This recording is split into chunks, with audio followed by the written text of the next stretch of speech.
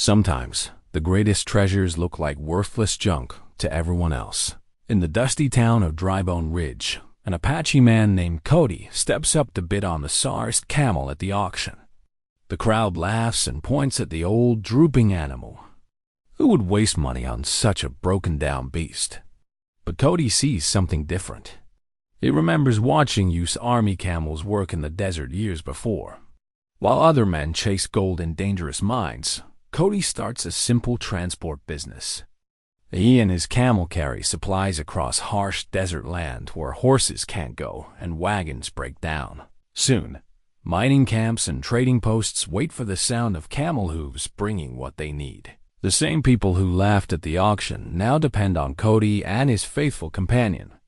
But how did one man's faith in a forgotten animal change both their lives forever? Before we jump back in, tell us where you're tuning in from, and if this story touches you, make sure you're subscribed because tomorrow I've saved something extra special for you. The sun had barely crested the jagged peaks surrounding Drybone Ridge when the auction bell began its slow, mournful toll. In the amber light of early morning, the town looked like what it was, a collection of weathered buildings clinging to hope in the middle of nowhere, sustained by the promise of silver in the nearby mountains and the stubborn will of people who refused to give up. Cody, Whitehorse, stood at the edge of the crowd, his weathered hands resting on the split-rail fence that enclosed the auction yard. At 52, he carried himself with the quiet dignity of a man who had seen enough of the world to know that most of its noise was just that noise.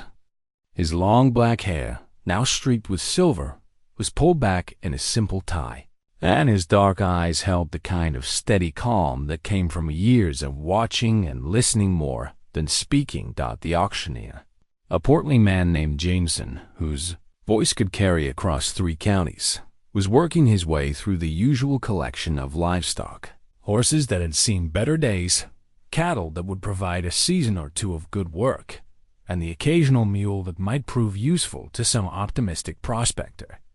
The crowd was the same mix it always was: ranchers looking for breeding stock, miners needing pack animals, and the occasional drifter hoping to find something he could afford. But today, there was something different in the pen, something that had drawn curious stares and bemused chuckles from the moment the gates had opened. In the far corner, separated from the horses and cattle by a makeshift barrier, stood the most forlorn creature Cody had seen in years. The camel was old, that much was obvious to anyone with eyes. His once proud hump had deflated to little more than a saggy fold of skin and sparse hair. His coat, which might have been a rich brown in younger days, had faded to the color of dust, patchy in places where age and hard use had taken their toll. One of his ears drooped at an odd angle, suggesting an old injury that had never quite healed right. And there was a weariness in his dark eyes that spoke of too many hard miles and too few kind words. The crowd found him hilarious. "What in blazes is that thing doing here?" called out Tom Bradley, a local rancher whose spread lay east of town. He was a good man, despite his loud ways, but like most folks in Drybone Ridge, he measured everything by its immediate, obvious value. There's what the army left behind when they gave up on their fool notion of desert cavalry, replied Miguel Santos, a trader who ran goods between the mining camps and the railroad terminus 50 miles south. Miguel knew the story better than most, having been around when the government's camel experiment had finally collapsed under the weight of its own impracticality. Sarah McKenna, who ran the town's general store with the efficiency of a drill sergeant and the heart of a mother hen, shook her head as she watched the animal. "Poor old thing. Looks like he's ready for the glue factory." But Cody saw something else entirely. Where others saw a broken-down beast past his prime, Cody remembered. He remembered the summer of 1866, when he'd been 24 years old and working as a scout for the Army's ill-fated Camel Corps.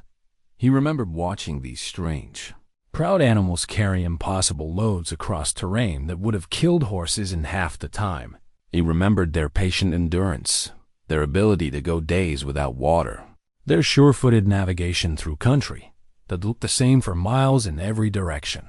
Most of all, he remembered one particular camel, a young, spirited animal that the soldiers had called Moses because of his tendency to lead the others through seemingly impossible situations.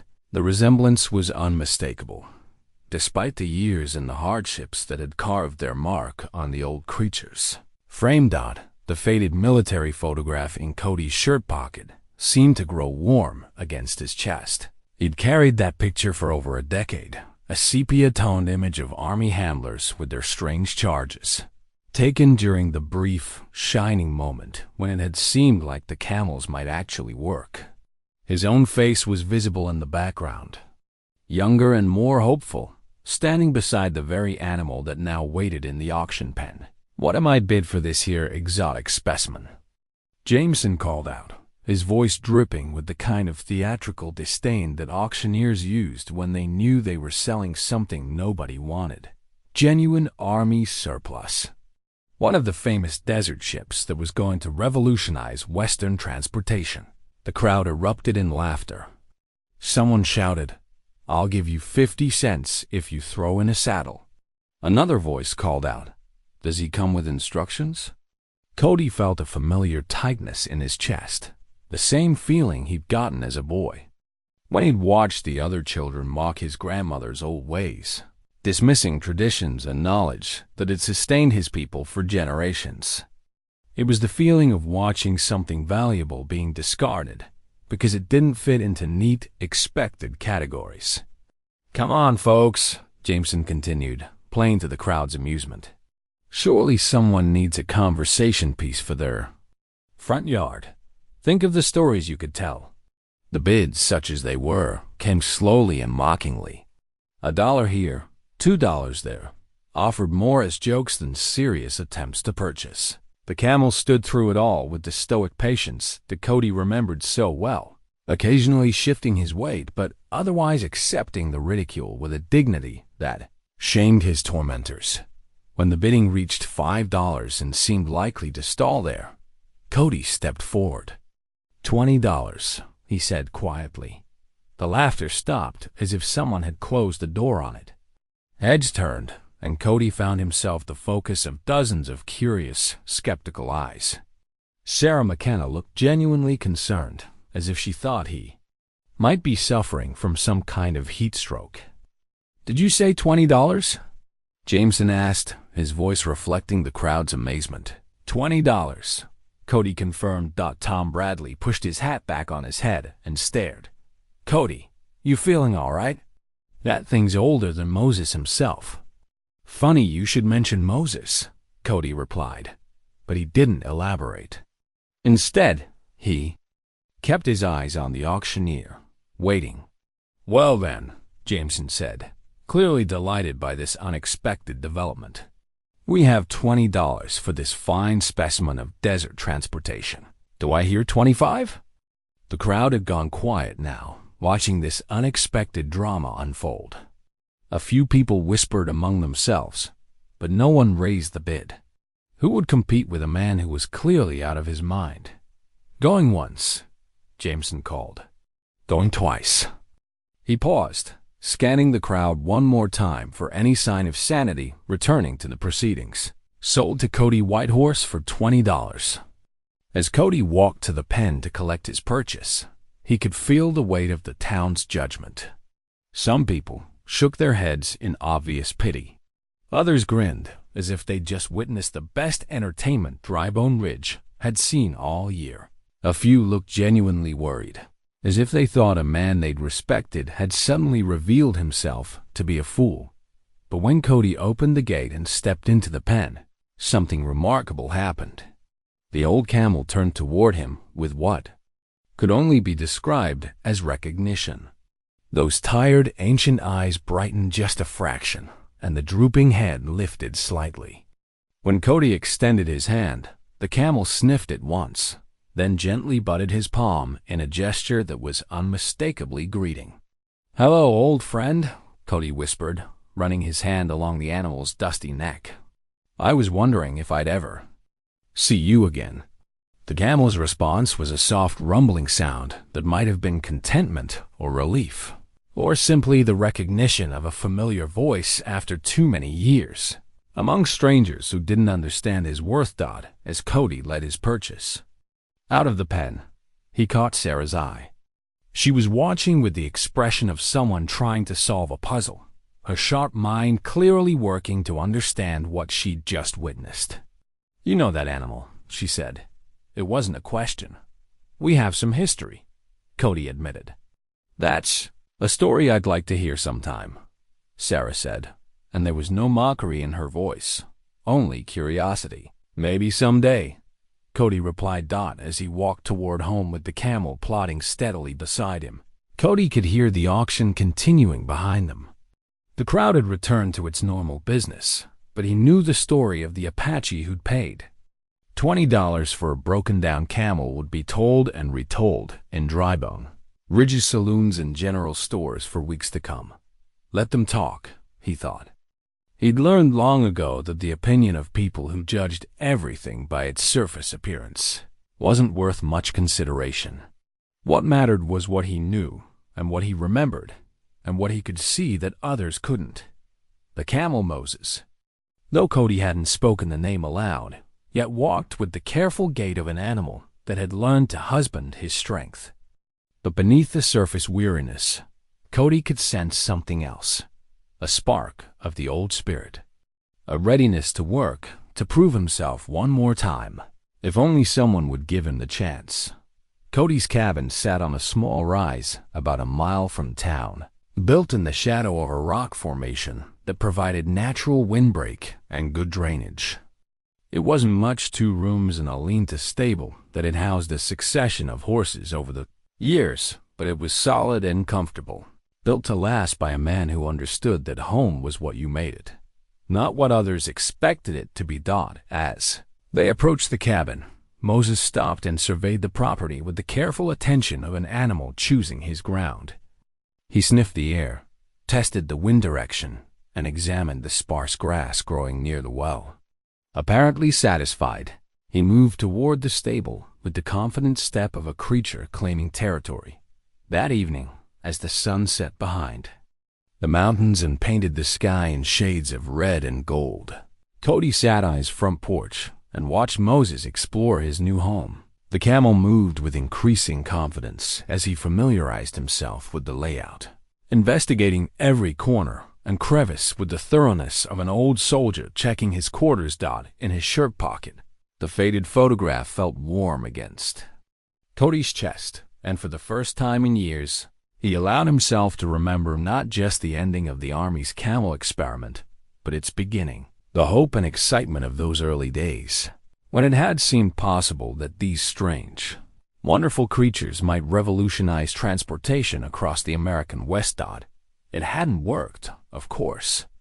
The camels had been too foreign, too different, too far outside the established ways of doing things. The soldiers hadn't understood them, the public had ridiculed them, and eventually, the whole program had been quietly abandoned. Its participants scattered to whatever fate awaited surplus military assets. But now, in the growing darkness of a desert evening, Cody felt something he hadn't experienced in a long time. Possibility. Not the wild, unrealistic dreams of youth, but the steady, mature hope of a man who had learned to see value where others saw only problems. Tomorrow, he would begin to find out if that hope was justified. 3 weeks after the auction, Cody was beginning to wonder if he'd made the right choice. Moses had settled into a comfortable routine around the cabin, grazing on the sparse vegetation and drinking sparingly from the well. The old camel seemed content enough, but Cody couldn't shake the feeling that they were both just waiting for something to happen. That something arrived on a Tuesday morning in the form of dust clouds and shouting voices from the direction of town.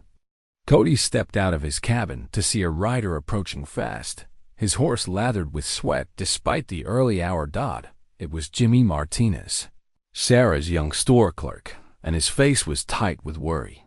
"Cody," he called out, reining in his mount. "You need to come quick.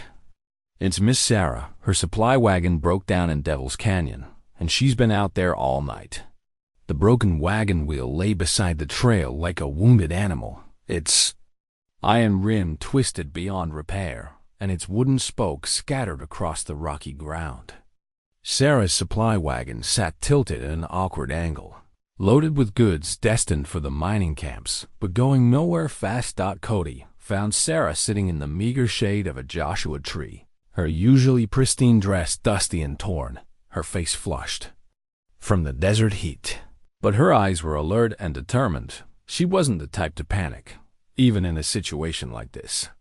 "Wow," she said as Cody approached.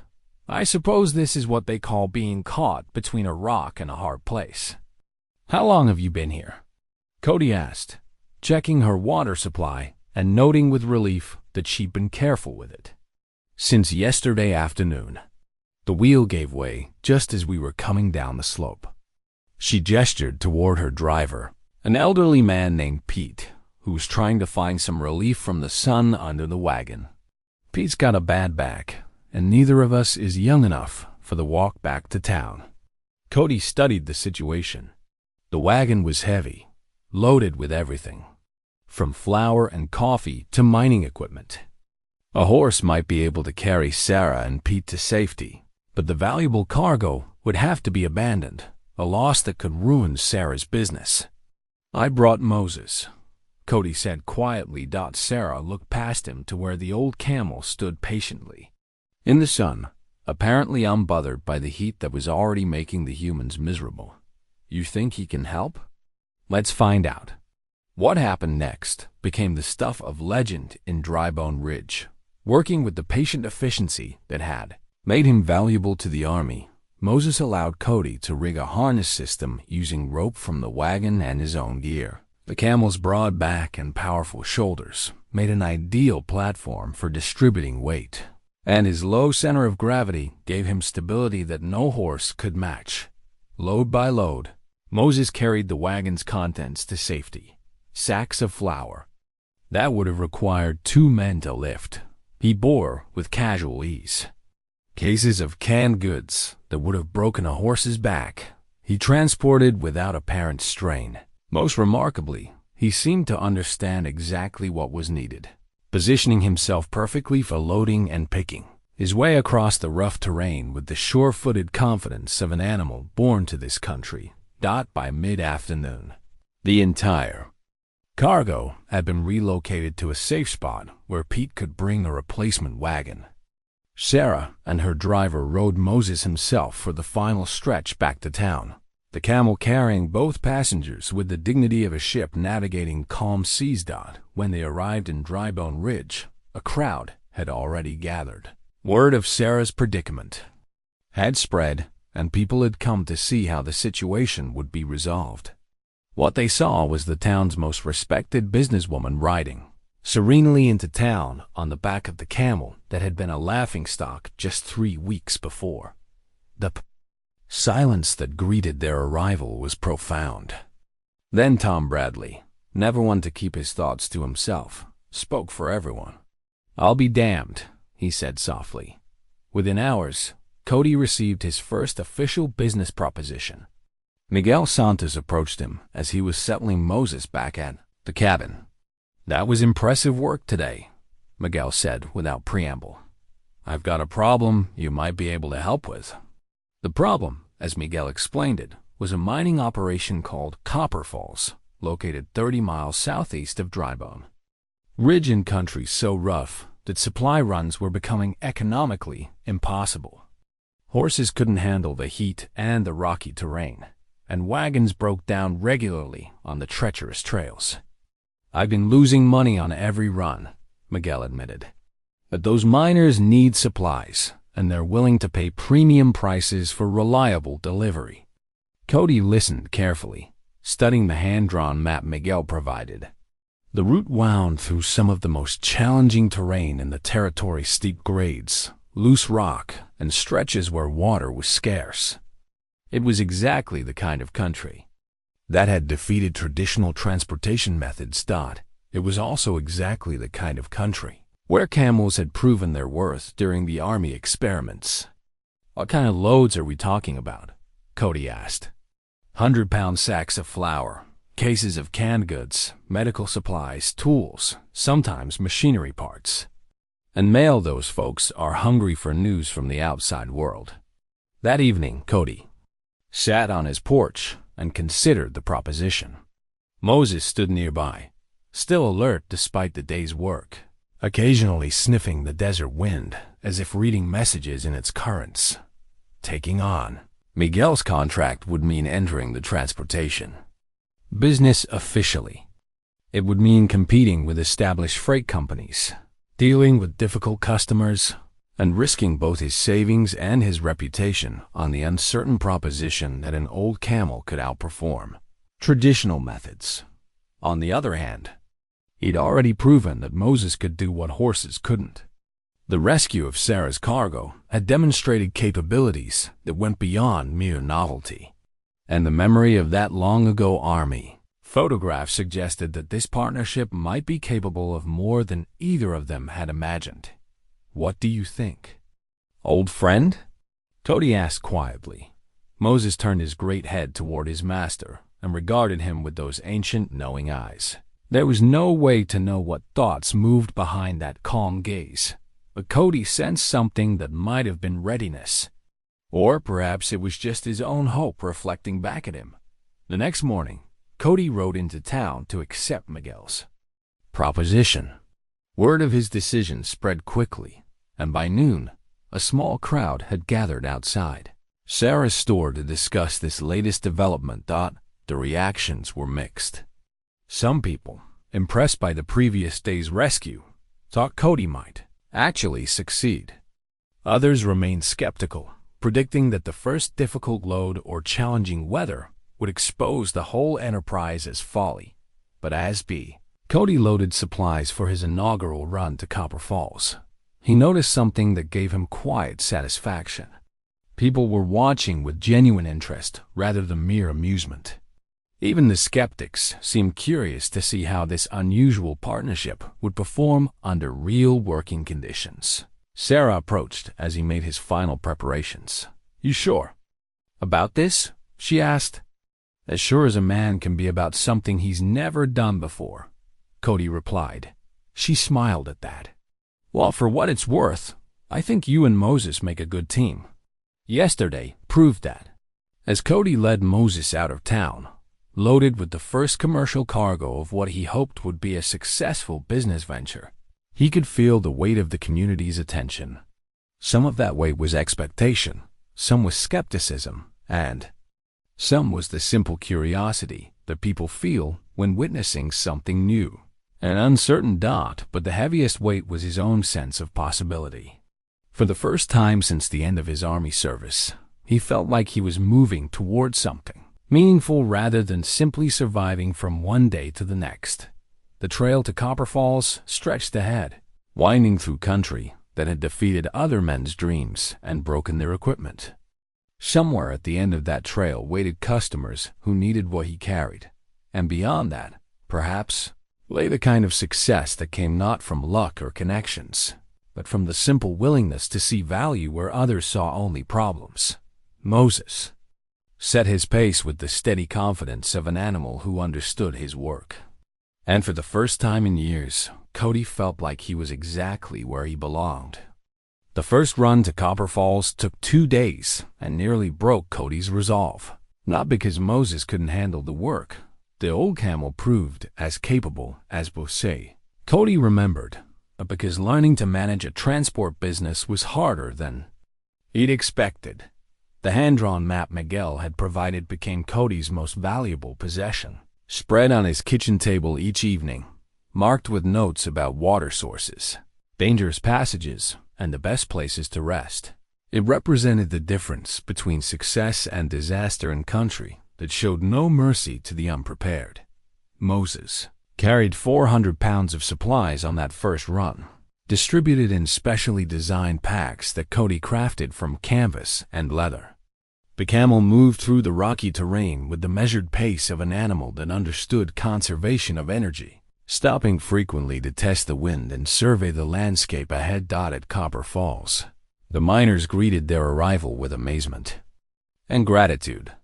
These were hard men who'd seen every form of transportation failure the desert could devise, and they knew quality when they saw it. "That camel of yours don't even look winded," observed Jake Morrison, the camp foreman. "Horse would be half dead by now." The return trip carried mail and a small cargo of copper samples destined for assay offices in distant cities. Moses handled the load with the same steady competence, and they made better time going back. Following routes, Cody was already beginning to memorize. Miguel was waiting at the designated meeting point with payment and another commission. "The Topper Falls boys are impressed," he said, counting out silver coins. "They want regular deliveries twice a week. But I've got other opportunities too, if you're interested." Within a month, Cody found himself managing contracts with 3 different mining operations. Each presented unique challenges, different terrain, various cargo requirements, and the constant need to adapt to changing conditions. The work was physically demanding. Loading and unloading hundreds of pounds of supplies tested Cody's strength and Moses's patience. The old camel proved remarkably tolerant of awkward cargo mining equipment with sharp edges, sacks of grain that shifted constantly, even the occasional passenger who needed transport to or from the remote camps. But it was the environmental challenges that truly tested their partnership. Desert weather could change from pleasant to lethal within hours. Sandstorms that reduced visibility to mere feet required them to find shelter and wait out the fury. Extreme heat that made metal too hot to touch demanded careful timing of travel. And frequent rest stops. Moses handled these challenges with the calm wisdom of an animal bred for harsh conditions. He seemed to sense weather changes before they occurred, alerting Cody to approaching storms or dangerous temperature shifts. His ability to locate water was uncanny. More than once, he led them to small springs or hidden seeps that weren't marked on any map. The financial side of the business proved equally challenging. Cody had to learn to negotiate rates, manage schedules, and deal with customers who sometimes couldn't pay what they owed. Some mining operations went bust without warning, leaving him holding unpaid invoices. Others tried to renegotiate terms after services were provided, but gradually, patterns emerged. Cody learned which customers were reliable and which routes offered the best combination of profit and manageable risk. He developed systems for packing different types of cargo and established emergency supply caches at critical points along his regular routes. Moses adapted to the work routine with remarkable speed. The old camel seemed to understand that their survival depended on reliability, and he approached each job with professional competence.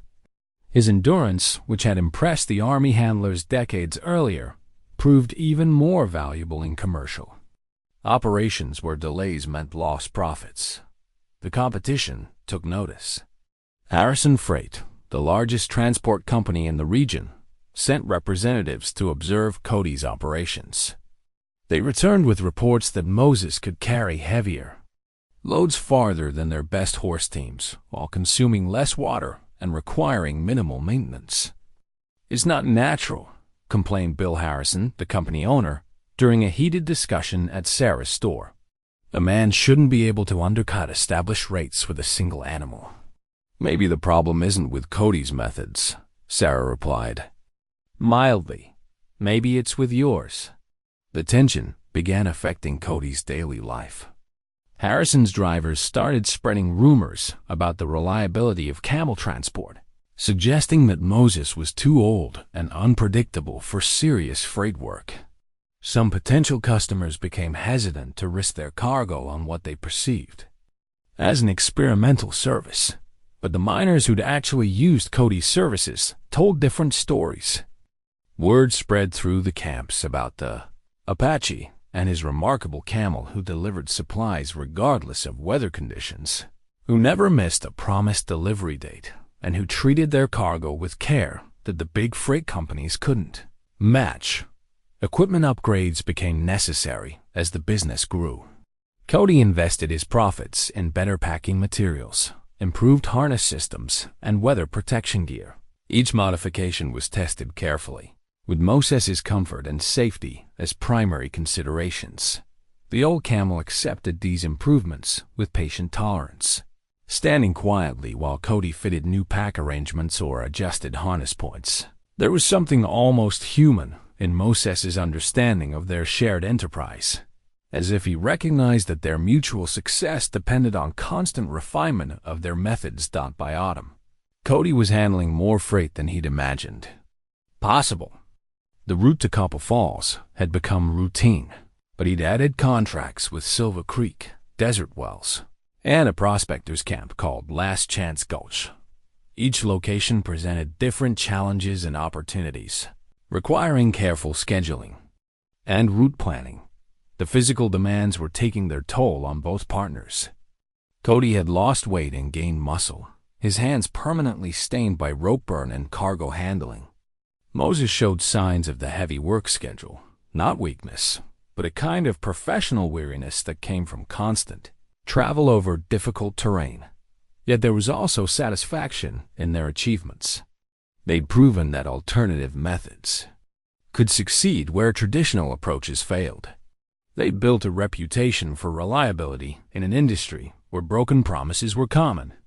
Most importantly, they'd established themselves as a viable business in a community that had initially viewed their partnership as a curiosity, but success brought new pressures. Customers demanded faster service and lower rates.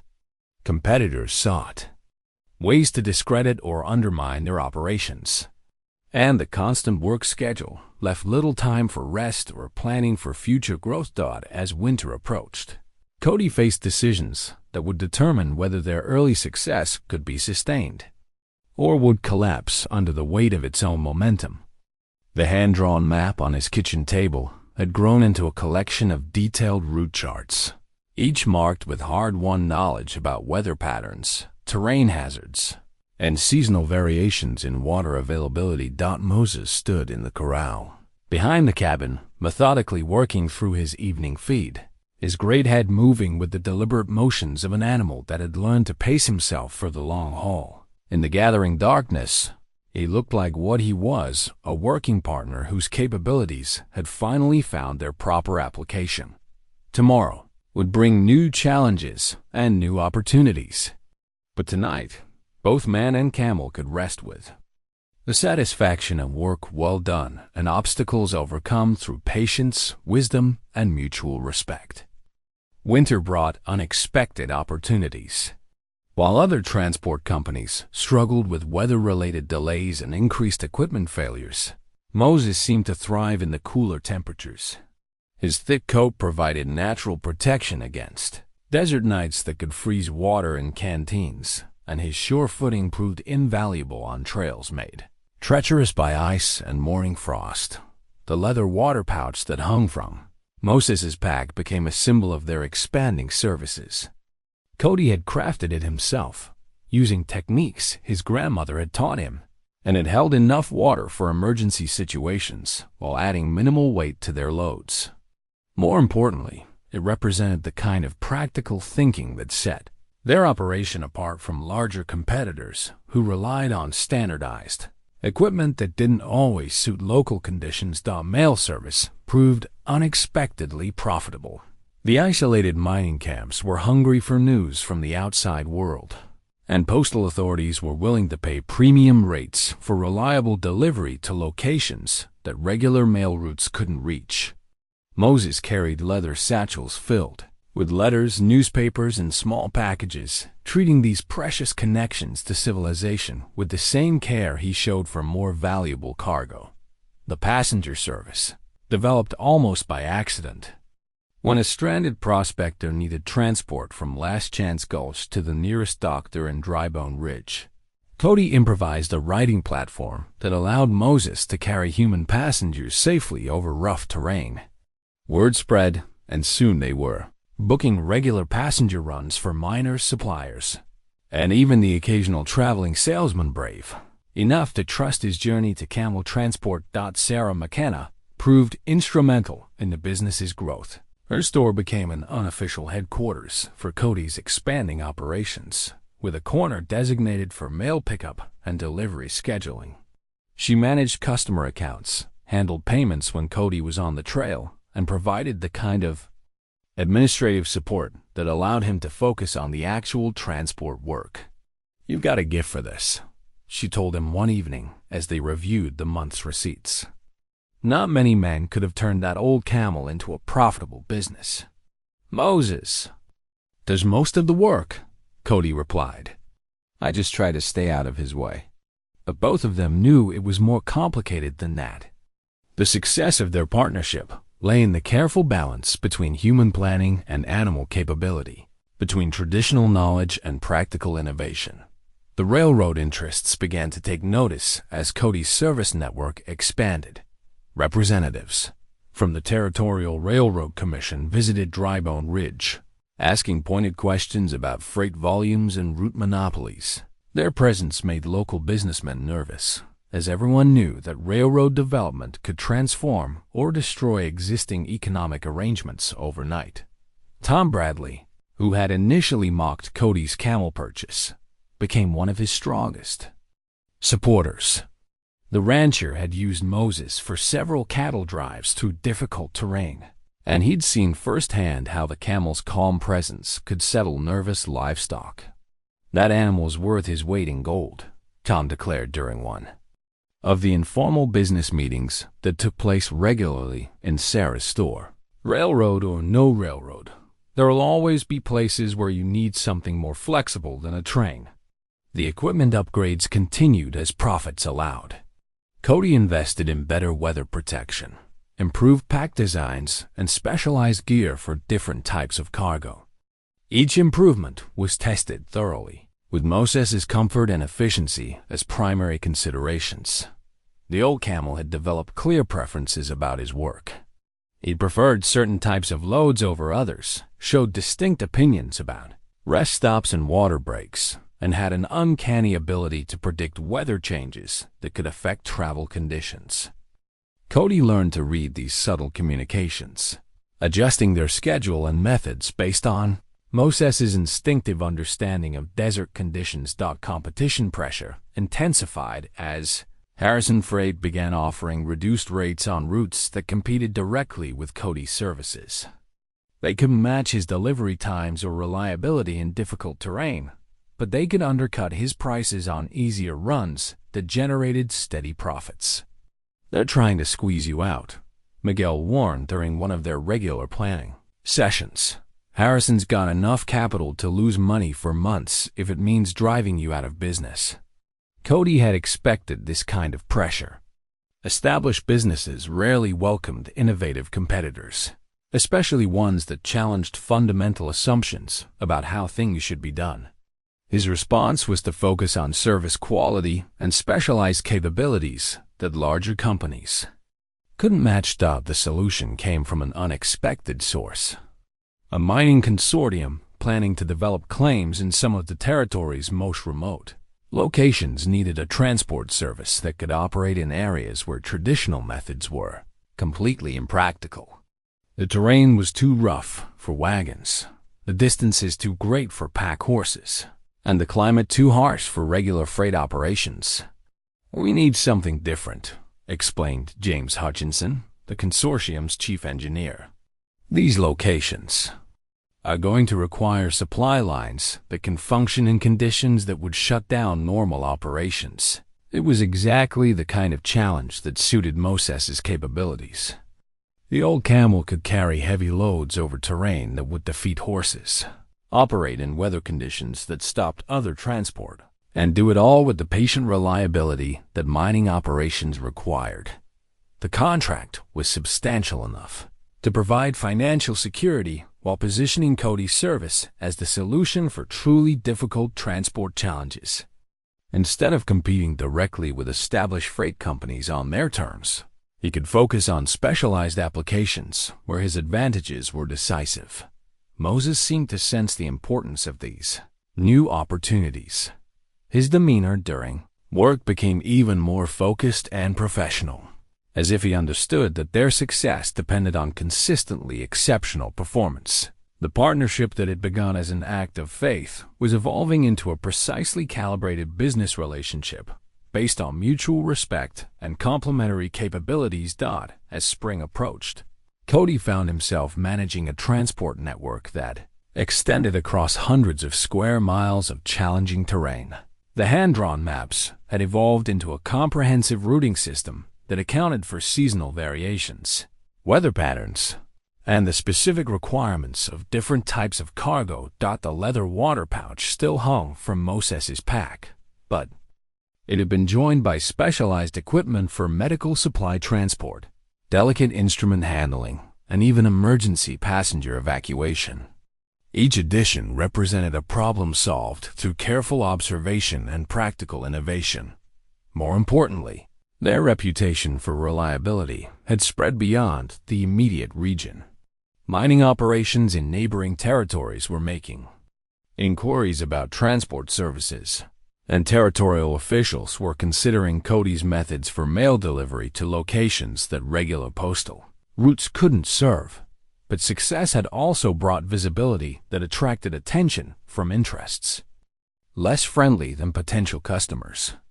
The railroad development plans included routes that would directly compete with some of Cody's most profitable services, and the political influence behind those plans was considerably greater than anything a single camel operator could muster. Real test of their partnership was approaching, and it would require all the wisdom, endurance, and mutual trust they had built together. The silver compass arrived with a mining engineer's gratitude and a story that revealed the true scope of what Cody and Moses had accomplished. Marcus Webb, chief surveyor for the Hutchinson Consortium, presented it personally after a supply run that had saved his entire surveying expedition from disaster. "We were lost in that maze of canyons east of Bitter Creek," Webb explained, turning the polished instrument over in his weathered hands. "Compass bearings meant nothing in that country, and we'd been going in circles for 2 days. Then we heard your camel's bell echoing off the canyon walls, and we knew salvation was coming." The compass was more than a gift, it was recognition. Engraved on its back were the words, "To Cody, Whitehorse, and Moses, true direction in any weather."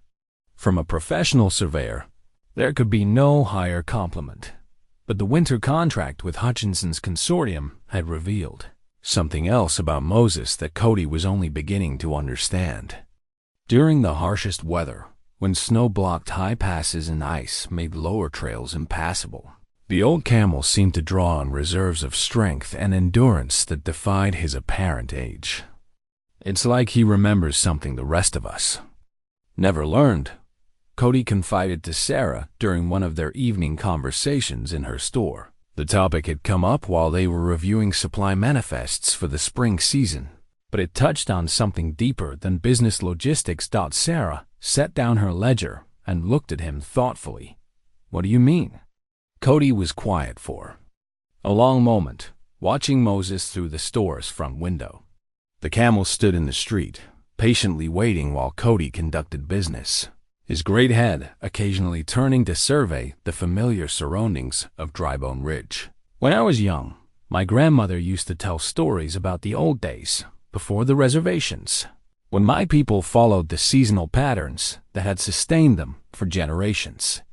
She said survival wasn't about fighting the land, it was about understanding it well enough to work with it instead of against it. And Moses understands something like that. More than that. I think he remembers it. The army tried to use camels the same way they used horses, forcing them to work against their nature instead of with it. But Moses learned the real lessons, the ones the soldiers missed." The conversation was interrupted by Tom Bradley's arrival, but it planted seeds of understanding that would grow throughout the winter. Cody began paying closer attention to Moses's instinctive responses to weather, terrain, and the subtle environmental cues that predicted changes in conditions. The revelation came during a February supply run to the consortium's most remote survey camp, located in country so harsh that even experienced prospectors avoided it. A late winter storm had caught them halfway to their destination, with temperatures dropping below zero and wind that cut through clothing like a knife. Moses led them to shelter in a small cave that wasn't marked on any map, a natural refuge that provided protection from the storm and access to a small spring that hadn't frozen. As they waited out the blizzard, Cody studied the walls and realized they bore faded paintings, ancient Apache trail markers that indicated seasonal campsites and water sources.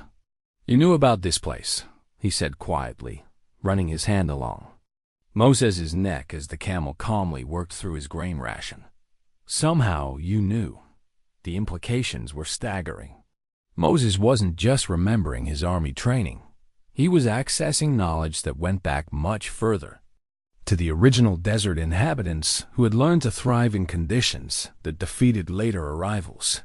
When they emerged from the cave after the storm passed, Moses navigated through the transformed landscape with confidence that bordered on the supernatural. Snow had obliterated familiar landmarks, but the old camel moved with purposeful direction toward their destination, following routes that existed in memory rather than on any surveyor's map. The successful completion of that winter contract established Cody's reputation beyond the regional mining community. Word spread through territorial capital circles that there was an Apache in Drybone Ridge who could deliver supplies anywhere, anytime, regardless of conditions that stopped conventional transport. But success brought new challenges. Government officials began making inquiries about freight capacities and delivery schedules, hinting at potential military contracts that could dwarf anything Cody had handled before. The Territorial Postal Service expressed interest in extending mail routes to previously unreachable locations. Most significantly, railroad development interests began viewing Cody's operation as either a valuable asset to be acquired or a competitive threat to be eliminated. "They're asking a lot of questions about your routes and your rates," Sarah warned during one of their regular business meetings. The kind of questions that suggest they're planning something. Cody had been expecting this development. His success had made him visible to interests that operated on a much larger scale than local mining operations. And that visibility brought both opportunities and dangers. The first direct approach came from a representative of the Territorial Development Corporation, a consortium of Eastern investors with connections to railroad construction and government land policies. Richard Blackwood arrived in Drybone Ridge wearing an expensive suit and carrying documents that outlined an offer to purchase Cody's transport operation for what he described as generous compensation. "You've built something impressive here," Blackwood said during their meeting in Sarah's store. "But individual operations have natural limits. We can provide the capital and connections to expand your methods on a territorial scale." The offer was substantial enough money to set Cody up comfortably for life. But it came with conditions that would have transformed his partnership with Moses into something completely different. The camel would become one asset among many in a large-scale freight operation managed by professional transportation specialists according to standardized corporate procedures. "I'll need time to consider it," Cody replied, though his instincts were already providing the answer. "Of course," Blackwood said smoothly. "But I should mention that railroad development plans for this region are quite advanced. Independent freight operations may find the competitive environment increasingly challenging." The threat was politely delivered, but unmistakable. Cody's choice was to sell out to the corporate interests or face the consequences of opposing them. That evening, as he sat on his porch with Moses standing nearby in the gathering darkness, Cody contemplated decisions that would determine not just his future, but the future of the partnership that had become the center of his life. The silver compass rested warm in his palm, its needle pointing steadily toward magnetic north, regardless of the storm clouds gathering on the horizon. The worn saddle blanket had been with Moses since his army days, a faded piece of military wool that bore the stains and wear patterns of decades of faithful service. Cody had noticed it during those first weeks after the auction, but its significance hadn't become clear until a morning in early spring when Moses refused to work without it. The old camel had submitted patiently to the new pack, arrangements, and improved harness systems. But when Cody tried to replace the threadbare blanket with newer padding, Moses had simply walked away from the loading area and stood with obvious displeasure until the familiar blanket was restored to its proper place. "You're particular about your gear, aren't you?" Cody said, smoothing the blanket into position. Moses's response was a soft rumbling sound that might have been satisfaction, or perhaps just acknowledgement that some things were too important to change. The railroad company's aggressive expansion had begun affecting Cody's business in subtle but significant ways. Routes that had once generated steady profits suddenly faced competition from subsidized freight rates that undercut his prices while delivering inferior service. Customers who had praised his reliability began expressing concern about his long-term viability against corporate competition. But it was Moses's health scare that truly tested both their partnership and the community's support. During a routine supply run to Silver Creek, the old camel had stumbled on loose rock and gone down hard, his right front leg folding beneath him with a sound that made Cody's heart stop. For a terrifying moment, Moses lay motionless in the trail dust, his great sides heaving with the effort to breathe. Cody knelt beside him, running careful hands over the injured leg, feeling for broken bones or torn tendons that would mean the end of everything they built together. But Moses was tougher than his appearance suggested. After several minutes of rest, he struggled to his feet and tested the injured leg with the careful attention of an old soldier assessing battle damage. The joint was swollen and tender, but nothing seemed to be broken. The return to Drybone Ridge took twice as long as usual, with frequent rest stops and careful attention to Moses's condition. Word of the accident preceded them, and a crowd had gathered outside Sarah's store by the time they arrived. "How bad is it?" Tom Bradley asked, his usual bluster replaced by genuine concern. "He needs rest and careful attention," Cody replied. "But I think he'll recover." What happened next surprised everyone, including Cody. The community that had once mocked his camel purchase now rallied around the injured animal with an outpouring of support that revealed how deeply Moses had become part of Drybone Ridge's identity. Sarah organized a collection to pay for veterinary care from the territorial capital. Tom Bradley donated the best hay from his own stocks. Miguel Santos contributed a selection of medicinal herbs that his grandmother had used for treating injured livestock. Even some of Harrison Freight's drivers stopped by to ask about Moses's condition. "That camel's become something special around here," observed Dr. Patterson, the veterinarian who made the journey from Santa Fe to examine Moses. "I've never seen a community rally around an animal like this." The recovery period forced Cody to confront the reality of their partnership's mortality. Moses was no longer young, and the demanding work schedule had taken its toll despite his remarkable constitution. The accident served as a reminder that their time together was limited, and that the business they'd built depended entirely on the old camel's continued health and capability. But it also revealed Moses's extraordinary recuperative abilities. What should have been a career-ending injury gradually healed with a completeness that amazed Dr. Patterson. Within weeks, Moses was moving normally, and within a month, he was ready to return to light duty. "I've never seen anything like it," the veterinarian admitted during his final examination. "That animal has the constitution of something half his age." The forced hiatus had given Cody time to think about their future and the challenges they faced. The railroad interests were becoming more aggressive, using political influence and economic pressure to eliminate competition from independent freight operators. But the accident had also demonstrated something important about community support and the value of relationships built through years of reliable service. During Moses's recovery, A young Apache boy named Jimmy Crowfeather had begun visiting the cabin regularly, fascinated by the old camel and eager to learn about desert transportation methods. At 16, Jimmy possessed the kind of sharp intelligence and natural affinity for animals that reminded Cody of his own youth. "Could you teach me to work with camels?"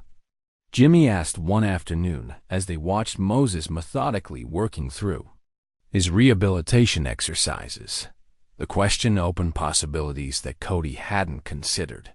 Training an apprentice would provide insurance against future emergencies while preserving knowledge that might otherwise be lost. More importantly, it would ensure that Moses's unique capabilities could be utilized, even if age forced Cody to reduce his own involvement in the business. "It's not easy work," Cody warned, "and it requires patience that most young men don't have." "I've got patience," Jimmy replied with quiet confidence, "and I need work that means something." The training began slowly, with Jimmy learning basic animal handling and desert survival skills.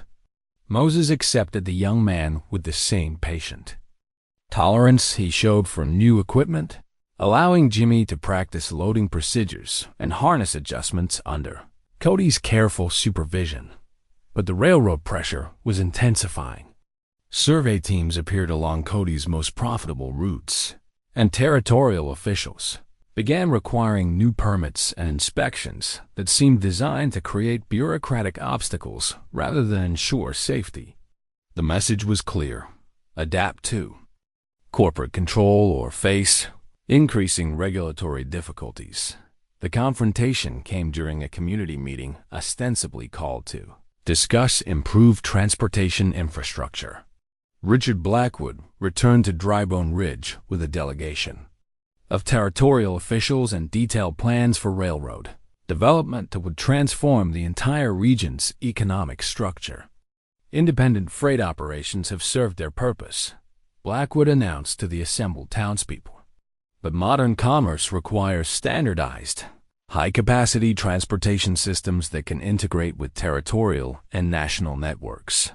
The plans were impressive: rail lines connecting major mining operations with processing centers, scheduled passenger service, and freight capacities that dwarfed anything individual operators could provide. But they also spelled the end of the personalized, flexible transport services that had allowed small communities and remote operations to thrive.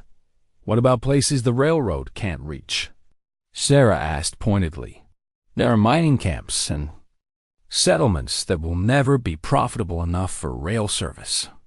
Those operations will need to adapt or relocate," Blackwood replied with corporate indifference. "Economic development requires difficult choices." Cody listened to the presentation with growing understanding of the forces arrayed against him. This wasn't simply business competition. It was the collision between two different ways of organizing economic activity. The railroad represented centralized efficiency and standardized procedures. His partnership with Moses embodied flexibility, personal relationships, and adaptation to local conditions. After the meeting, Cody found himself surrounded by townspeople expressing support and concern in equal measure. They valued what he built, but they also understood the political and economic power behind the railroad development plans. "You can't fight the whole territorial government," Tom Bradley said bluntly. "But maybe you don't have to. Maybe there's a way to work with them instead of against them." The suggestion planted seeds of strategy that would grow throughout the summer. Instead of opposing railroad development directly, perhaps the solution was to position his services as complementary rather than competitive, handling specialized transport needs that rail systems couldn't address efficiently. That evening, as Cody sat on his porch watching Moses and Jimmy work together in the corral, he contemplated decisions that would determine whether their achievements represented a brief interruption in the march of corporate development or the foundation of something more enduring. The worn saddle blanket still covered Moses's back, a reminder that some values transcended economic calculation. In a world increasingly dominated by standardized efficiency, There was still room for partnerships based on mutual respect, local knowledge, and the kind of patient wisdom that couldn't be replicated in corporate boardrooms. But preserving that space would require all the courage, intelligence, and community support they could muster. The real battle for their future was just beginning. The hidden cave map changed everything. Jimmy discovered it quite by accident, exploring the rock formations behind Cody's cabin while Moses rested in the shade of the overhanging ledge.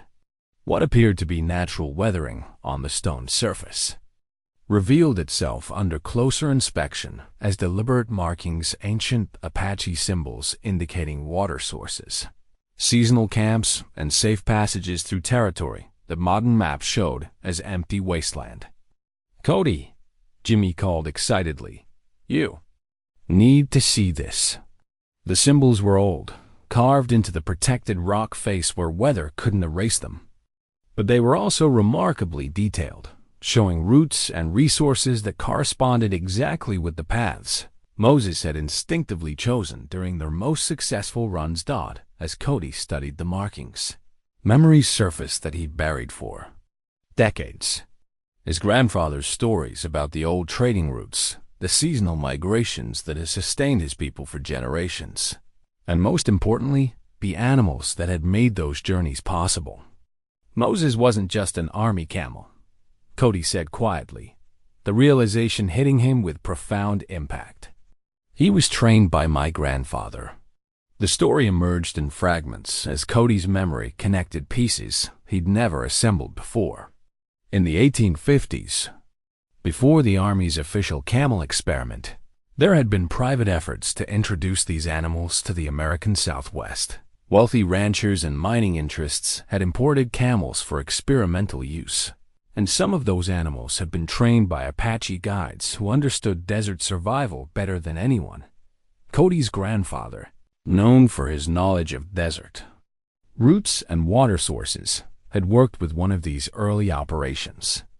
The young camel he'd trained had shown exceptional intelligence and an uncanny ability to navigate by landmarks invisible to human observers. That camel had eventually been sold to the Army's Camel Corps, where he'd gained his military designation and the name Moses, but his real education had come from an Apache elder who taught him to read the desert the way his ancestors had for countless generations. "That's why he knows where to find water," Cody said, pieces of the puzzle falling into place. "That's why he chooses routes that don't appear on any map. He's not just remembering army training. He's remembering traditional knowledge that goes back centuries." Jimmy studied the cave markings with growing excitement. This shows water sources that could change everything, routes that would cut days off current travel times, hidden passages through country that everyone thinks is impassable. But the implications went beyond improved efficiency. The discovery revealed that Cody's partnership with Moses wasn't just a successful business relationship, it was the continuation of cultural traditions that predated European settlement by generations. They weren't innovating. They were recovering and applying ancestral wisdom that had been nearly lost. The hidden cave map showed a network of routes and resources that could revolutionize transportation throughout the territory. Water sources that weren't known to territorial surveyors, mountain passes that didn't appear on government maps, seasonal grazing areas that could support extended expeditions into previously unreachable regions. More importantly, it explained Moses's remarkable abilities. His navigation skills, his uncanny weather sense, his ability to find shelter and water in seemingly barren country. These weren't just the instincts of a desert animal. They were the accumulated knowledge of generations, passed down through training methods that integrated human wisdom with animal capability. "We need to test this," Cody said, studying the symbols that indicated a shortcut to the Hutchinson Consortium's most remote survey location. "If these routes are accurate, we could cut the supply run from 4 days to 2. The test run proved the map's accuracy beyond doubt. Moses followed paths that seemed to lead nowhere, guided by landmarks that would have been invisible to inexperienced travelers. They found water where territorial surveys showed only dry rock, discovered passages through mountain country that offered secure travel during dangerous weather, and completed the journey in record time while carrying their heaviest load ever. Word of their impossible delivery times spread quickly through the mining camps. Customers who had been concerned about competition from railroad development began to understand that Cody and Moses offered something unique: access to resources and routes that no corporate transportation system could replicate. But the discovery also attracted unwanted attention. Government surveyors began asking pointed questions about Cody's route knowledge and the sources of his geographical information. Railroad interests, recognizing that traditional Apache routes might threaten their monopoly plans, started pressuring territorial officials to restrict access to what they termed unauthorized transportation corridors. The confrontation came when Richard Blackwood returned to Drybone Ridge with a territorial marshal and documents demanding that Cody reveal his route information for official cartographic purposes. The legal language was complex, but the intent was clear: government appropriation of knowledge that had taken generations to accumulate. These routes represent potential railroad development opportunities, Blackwood explained with corporate smoothness. Territorial law requires that transportation infrastructure information be made available for public development projects. Cody understood the implications immediately. If the government claimed the traditional routes as public domain, they could be incorporated into railroad development plans without compensation or recognition of their Apache origins. Worse, corporate control of these passages could eliminate the advantages that made his partnership with Moses viable. "That knowledge belongs to my people," Cody replied quietly. "It's not government property. Territorial survey information is a matter of public record," the marshal interjected. "Individual claims to geographical knowledge aren't recognized under territorial law." The standoff revealed the deeper conflict between traditional knowledge systems and corporate development interests. The routes and resources shown on the cave map represented centuries of accumulated wisdom about sustainable desert travel. But, in the eyes of territorial law, they were simply undocumented assets available for commercial exploitation. Sarah McKenna's intervention proved crucial. As the town's most respected businesswoman, her support carried weight with territorial officials, who might otherwise have dismissed Apache claims entirely. "Cody's route knowledge is proprietary business information," she declared firmly. "If the government wants access to it, they need to negotiate compensation like any other commercial transaction." The legal maneuvering that followed established important precedents about the ownership of traditional knowledge and its commercial applications. But it also made clear that the railroad interests viewed Cody's success as a direct threat to their monopoly plans. As summer approached, the stakes had escalated beyond simple business competition. The partnership between Cody and Moses had become a symbol of resistance to corporate control over transportation development. Their success or failure would determine whether traditional knowledge and local adaptation could survive in a world increasingly dominated by standardized, centralized systems.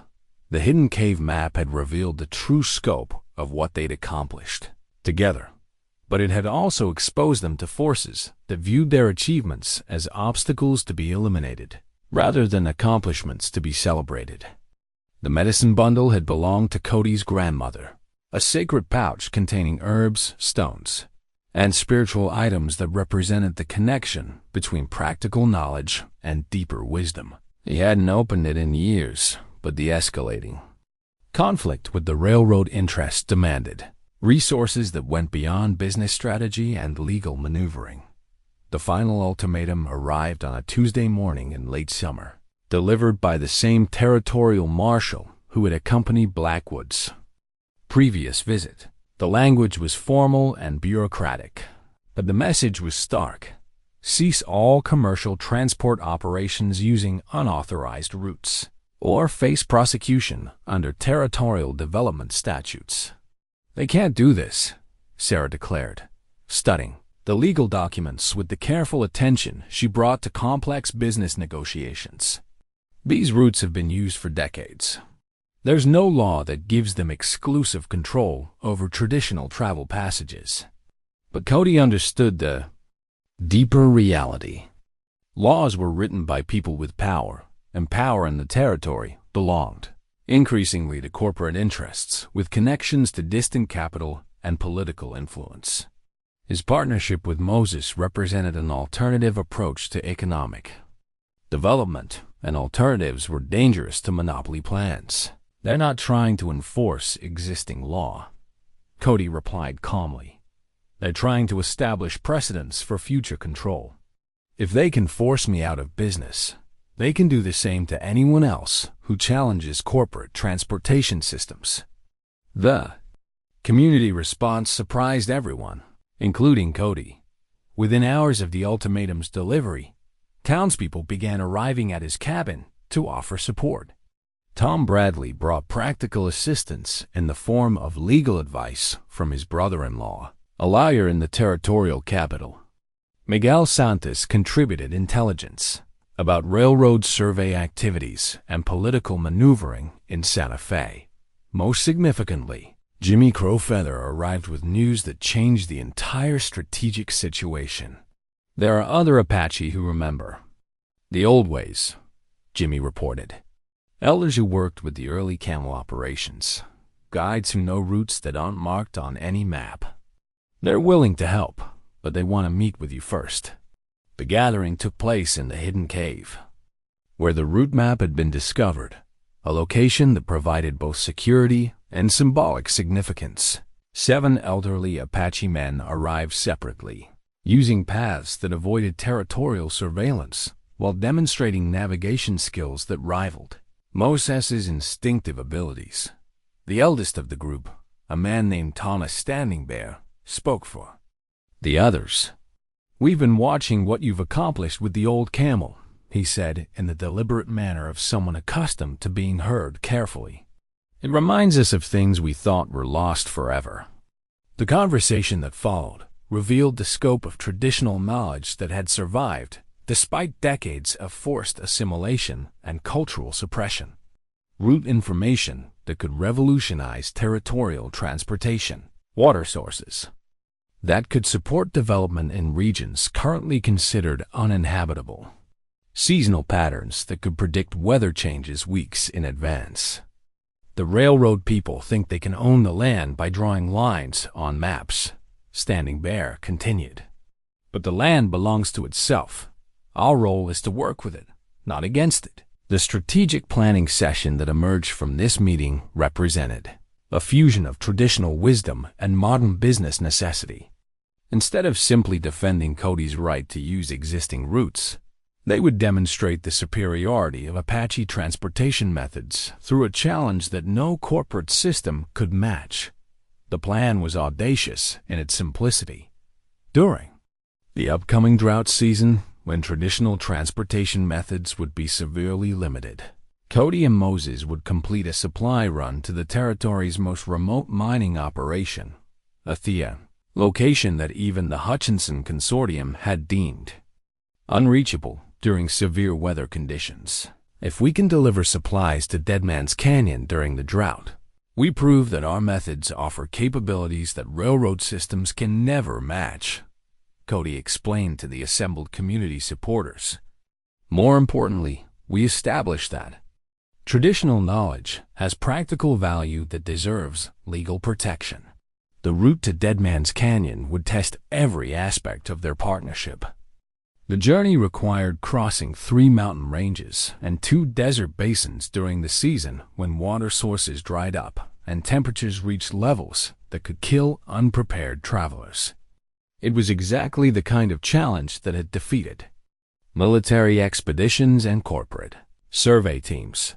But the cave map showed traditional routes that could make the journey possible. Ancient camping sites with hidden water sources, mountain passes that provided shelter from extreme heat, emergency supply caches that Apache travelers had maintained for generations. Moses seemed to understand the Significance of the challenge. During the preparation period, the old camel's behavior changed subtly, becoming more focused and alert. He spent hours studying the terrain around the cabin, as if refreshing memories of navigation techniques that hadn't been used in years. The equipment preparation required careful integration of modern gear with traditional methods. Cody crafted water containers using techniques his grandmother had taught him, designed to minimize evaporation while maximizing carrying capacity. The medicine bundle would provide spiritual protection, but it also contained practical items: healing, herbs for treating heat exhaustion, minerals that could purify questionable water sources, and emergency food that could sustain life when conventional supplies ran out. Jimmy's training intensified during the preparation period. If the journey succeeded, he would need to carry forward the knowledge and methods that made such achievements possible. If it failed, he would be responsible for preserving what had been learned and attempting to continue the work under different circumstances. This isn't just about proving we can make one difficult run, Cody explained during one of their planning sessions. It's about demonstrating that there are ways of working with the land that corporate systems can't replicate or replace. The community support network that had emerged around their challenge provided resources and encouragement that went beyond practical assistance. Sarah coordinated supply deliveries and communication arrangements. Tom Bradley contributed emergency provisions and arranged for backup support if the journey encountered serious difficulties. Most importantly, the Apache elders provided spiritual preparation that connected the physical challenge to deeper purposes. The medicine bundle was blessed according to traditional ceremonies, and Moses received the kind of ritual attention that recognized his role as more than simply a working animal. Every journey carries the wisdom of all previous journeys, Standing Bear explained during the final preparation ceremony. What you accomplish will become part of the knowledge that guides future generations. The political stakes had escalated along with the physical challenges. Territorial officials were monitoring the situation closely, understanding that the success or failure of Cody's challenge could influence policy decisions about transportation development throughout the region. Railroad interests had mobilized legal and political resources to ensure that any success would be minimized or discredited. But public attention was beginning to focus on the confrontation between traditional methods and corporate systems. Newspapers in distant cities were covering the story of the Apache and his camel who challenged the railroad's monopoly claims. The outcome would influence more than just local transportation arrangements. As the departure date approached, Cody found himself carrying responsibilities that extended far beyond his original goal of building a successful freight business. The partnership with Moses had become a symbol of resistance to corporate control, a demonstration of traditional knowledge systems, and a test of whether alternatives to standardized development could survive in a rapidly changing world. The medicine bundle rested heavy against his chest, connecting him to generations of ancestors who had faced similar challenges with courage and wisdom. Tomorrow's journey would determine whether their legacy could provide guidance for navigating the obstacles ahead. Moses stood ready in the corral, his great head raised to test the evening wind. In the gathering darkness, he looked like what? He was a bridge between worlds, carrying the wisdom of the past toward an uncertain future. The eagle feather tucked into Moses's halter caught the first light of dawn as they began the most challenging journey of their partnership. Cody had carried the sacred feather since his grandmother's passing, saving it for moments when courage and spiritual protection were most needed. Today qualified on both counts. The drought had been severe even by desert standards. Water sources that had sustained travelers for generations had dried to cracked mud, and temperatures were already climbing toward levels that could kill unprepared travelers before noon. But the ancient route markers showed paths that avoided the worst exposure while connecting hidden springs that survived even the driest seasons. Moses set the pace with the measured confidence of an animal who understood the stakes. His load included not just the mining camp's desperately needed supplies, but also the hopes of everyone who believed that traditional methods could compete with corporate systems. Every step carried the weight of expectations that went far beyond simple freight delivery. The first test came at Skeleton Ridge, where the traditional route diverged from the modern trail that appeared on territorial maps. The ancient path looked like suicide, a narrow ledge that wound across exposed cliff faces where a single misstep would mean death. But the cave map indicated that this passage connected to protected valleys, where water and shade could be found during the most dangerous part of the journey. Moses approached the ledge with careful attention, testing each step while maintaining perfect balance despite his heavy load. The drop below disappeared into morning shadows, but the old camel moved with the steady assurance of an animal following routes etched in genetic memory. Halfway across, they encountered evidence of the Camel railroad company's efforts to sabotage their journey.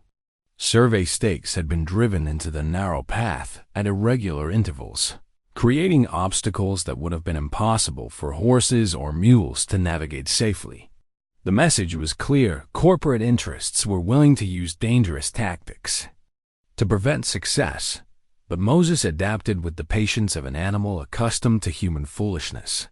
He stepped carefully around each obstacle, occasionally pausing to assess the safest approach before continuing across terrain that would have challenged mountain goats. The descent into Whisper Canyon revealed the first hidden water source marked on the ancient map. The spring emerged from rock formations that appeared completely dry from a distance, providing sweet water that had sustained Apache travelers for centuries. Moses drank carefully, showing the water discipline that separated desert survivors from victims. As they rested in the canyon's blessed shade, Cody studied the route ahead through field glasses that had belonged to his grandfather. The next section would test every aspect of their preparation: 20 miles of exposed desert crossing during the heat of the day, with no shelter and no margin for error. But the traditional route showed something that modern maps missed: underground water sources that created subtle vegetation changes invisible to casual observation. Following these green threads across the wasteland would require navigation skills that transcended compass bearings and map references. Moses began the crossing with the steady rhythm that had sustained him through decades of desert travel. His breathing remained controlled, his gait efficient, his attention focused on environmental cues that guided their path through country that looked identical in every direction. The heat became brutal as the sun reached its peak. Air shimmered with thermal distortions that made distant landmarks dance like mirages. The packed earth radiated temperatures that could have baked bread, and exposed metal surfaces became too hot to touch. But Moses continued with unwavering determination, following routes that existed in memory rather than on any surveyor's chart. His instinctive navigation led them to patches of shade beneath rock overhangs, to depressions where underground water created slightly cooler microclimates, to rest stops that provided exactly the relief needed to continue. The eagle feather remained steady in his halter despite the desert wind, a reminder that they carried more than commercial cargo. Their success or failure would influence policy decisions affecting Apache land rights, transportation development throughout the territory, and the survival of traditional knowledge systems that had sustained desert peoples for generations. By late afternoon, they had covered ground that should have been impossible during drought conditions. The hidden water sources had proven accurate. The traditional routes had provided crucial advantages, and Moses had demonstrated capabilities that exceeded even Cody's expectations. But the most difficult challenges lay ahead. The final approach to Dead Man's Canyon required climbing through mountain passes where temperatures could drop 40 degrees after sunset, navigating by starlight through terrain where a wrong turn could lead to impassable cliffs or exhausted Water supplies dot as evening approached. Moses showed no signs of the fatigue that should have overwhelmed any animal after such a grueling day. Instead, he seemed to gather strength from the familiar rhythms of traditional travel, drawing on reserves that came from generations of selective breeding and careful training. The first day's success had proven that the ancient routes remained viable despite decades of abandonment. Tomorrow would test whether that knowledge could overcome the final obstacles between them and the mining camp that waited in the territory's most remote location. The victory bell of Dead Man's Canyon rang across the desert silence as Moses crested the final ridge, announcing the impossible completion of their journey to the mining camp that had been cut off from supplies for 3 weeks.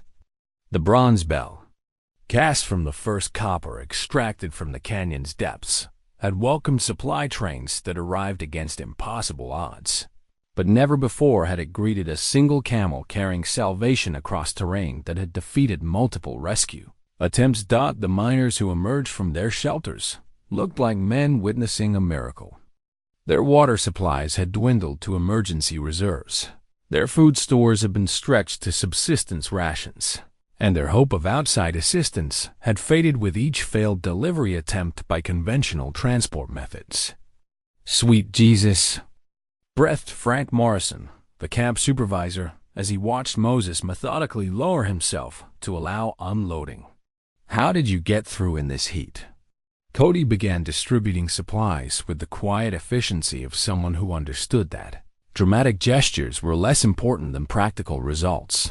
Medical supplies for injured miners, fresh water to supplement their depleted reserves, food that would sustain the operation until normal supply lines could be re-established. But more importantly, he had proven that traditional Apache transportation methods could accomplish what corporate systems could not. The journey that railroad interests had claimed was impossible during drought conditions had been completed by an old camel, following routes that existed in memory rather than on official maps. Moses accepted the miners' amazed attention with dignified patience, allowing them to examine his condition while he worked methodically through water and grain rations. Despite the punishing journey, he showed no signs of serious fatigue. His breathing was controlled, his eyes bright, his posture alert. "That animal's in better condition than our mules were before they collapsed," observed Jake Patterson, the camp senior miner. "Whatever you're doing, it's working better than anything we've seen from the big freight companies." The return journey would complete the challenge, but it would also expose them to the greatest danger. Corporate interests had been monitoring their progress through territorial officials and mining company representatives, and their success threatened carefully laid plans for transportation. Monopolization. Evidence of active sabotage appeared within hours of their departure from Dead Man's Canyon. Survey stakes had been repositioned to block traditional routes, forcing them onto paths that led toward potentially dangerous terrain. Water sources marked on the ancient maps showed signs of recent contamination, suggesting deliberate efforts to eliminate the advantages that made their methods viable. But Moses adapted with the wisdom of an animal who had survived military campaigns and corporate competition. His instinctive navigation led them around obstacles. His weather sense warned of approaching difficulties, and his endurance proved equal to challenges that would have broken younger animals. The most serious threat came at Devil's Gate, where the traditional route passed through a narrow canyon controlled by railroad survey teams. Armed guards had been stationed at the entrance, ostensibly to protect government property, but actually to prevent Cody's successful completion of the challenge. "This is restricted territory," announced the senior guard, a man whose expensive equipment and professional bearing suggested corporate rather than government employment. "You'll need to find an alternate route." But the ancient map showed a passage that corporate surveys had missed, a hidden trail that wound through rock formations to emerge beyond the controlled area. Moses approached the concealed entrance with the confidence of an animal following familiar paths. disappearing into shadows that had protected Apache travelers for generations. The bypass route proved more challenging than the direct passage, requiring careful navigation through terrain where loose rock could trigger slides and narrow ledges demanded perfect balance. But Moses handled these obstacles with the same patient competence he'd shown throughout the journey, treating each difficulty as simply another problem to be solved through careful attention and steady progress. When they emerged above Drybone Ridge as the sun set behind the western mountains, the entire town seemed to be waiting. Word of their departure had spread throughout the territory, and their successful return had attracted attention from newspapers, territorial officials, and corporate representatives who understood the implications of what had been accomplished. The crowd that gathered around Moses as they descended into town represented more than curiosity about an unusual achievement. These were people who had witnessed the demonstration of capabilities that challenged fundamental assumptions about transportation development and economic progress. Sarah McKenna pushed through the crowd to greet them, her usually composed demeanor showing excitement that reflected the community's recognition of what had been achieved. "You did it," she said simply. "You proved that there are alternatives to corporate control." The victory bell continued its celebration as Moses settled into familiar surroundings, but both he and Cody understood that their real achievement extended beyond successful freight delivery.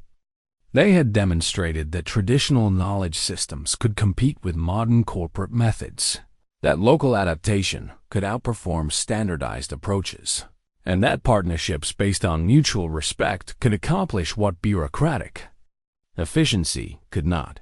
The challenge had been met, the victory won. But the larger battle for the future of transportation development in the territory was just beginning. The brass business plaque mounted beside the door of the modest office read, "Cody and Moses Desert Transport Company, established 1871. 5 years after that first auction day, when the crowd had laughed at the Apache who paid $20 for a broken-down camel, the partnership had become the most respected freight operation in the territory. Moses stood in the afternoon shade of his custom-built shelter, no longer bearing the daily burden of heavy loads, but still alert to the sounds and scents that indicated business activity. At his age, regular work had given way to selective assignments, the most challenging routes, the most delicate cargo, the emergency runs that required capabilities no other transport could match. The old camel had earned his comfortable retirement, but retirement wasn't in his nature. When particularly difficult jobs arose, he still insisted on working, as if understanding that some challenges required his unique combination of experience and instinct. Jimmy Crowfeather, now 21 and seasoned beyond his years by desert work, managed most of the daily operations with a skill that honored the traditions he'd learned while adapting to changing conditions. Under his care, the company had expanded to include 3 younger camels animals trained according to the methods that had made Moses exceptional. "The trick isn't forcing them to work," Jimmy explained to a visiting journalist documenting the company's success. "It's helping them understand what needs to be done and trusting their judgment about how to do it." The railroad had come to the territory, as everyone had known it would. Steel rails now connected the major mining operations with distant markets, carrying bulk commodities with the efficiency that corporate planners had promised. But the predictions about independent freight operators had proven only partially correct. Instead of eliminating demand for flexible transportation services, railroad development had created new opportunities, remote locations that weren't profitable. For rail service still needed supplies and communication with the wider world. Specialized cargo that required careful handling benefited from personal attention rather than standardized processing. Emergency situations that couldn't wait for scheduled train service needed the immediate response that only independent operators could provide. Sarah McKenna's General Store had evolved into the unofficial headquarters for territorial transportation coordination, with her detailed knowledge of routes, capabilities, and schedules, making her invaluable to shippers throughout the region. The corner that had once served as Cody's pickup point had expanded into a full logistics operation. "We've learned to work with the railroad instead of against it," she explained to visitors interested in the territory's transportation development. "Different methods serve different needs. The key is matching capabilities to requirements instead of trying to force everything into the same system." The legal precedents established during the confrontation with corporate interests had protected not just Cody's operation, but traditional knowledge systems throughout the territory. Apache. Route information was now recognized as proprietary intellectual property, with compensation required for its commercial use. The hidden cave map had been formally registered as a cultural resource, ensuring its preservation for future generations. Tom Bradley's ranch had prospered with the assistance of camel transport for reaching remote pastures and maintaining water sources in country too rough for conventional methods. His initial skepticism had transformed into vocal advocacy for alternative transportation approaches. "Those animals can go places and carry loads that horses never could," he declared during territorial legislative hearings on transportation policy.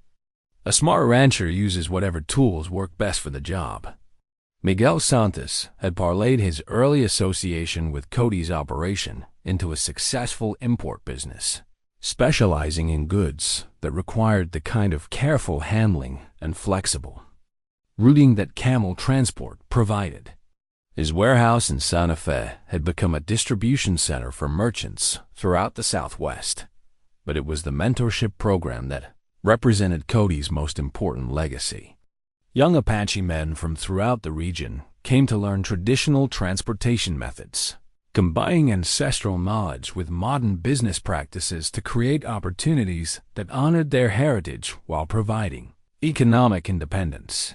The program had produced a network of operators who served remote communities, handled specialized cargo, and maintained cultural connections that might otherwise have been lost to assimilation pressures. Each graduate carried forward not just technical skills, but understanding of the relationship between traditional wisdom and practical application. Moses's contribution to this legacy extended beyond his working years. The younger camels learned by observing his methods, inheriting through example the patience, intelligence, and environmental awareness that had made him exceptional.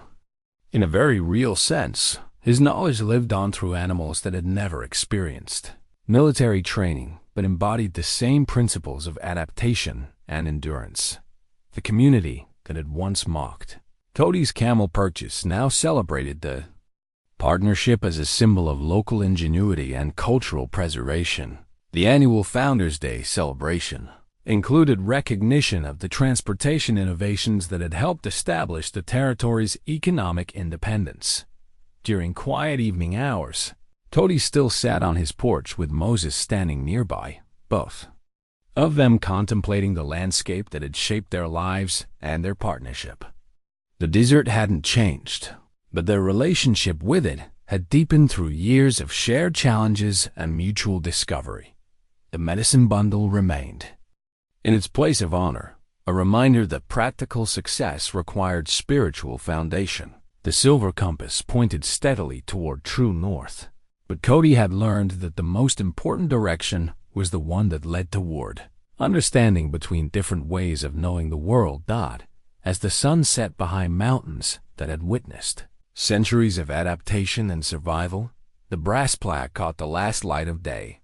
The simple words, Cody and Moses Desert Transport Company, represented more than a successful business venture.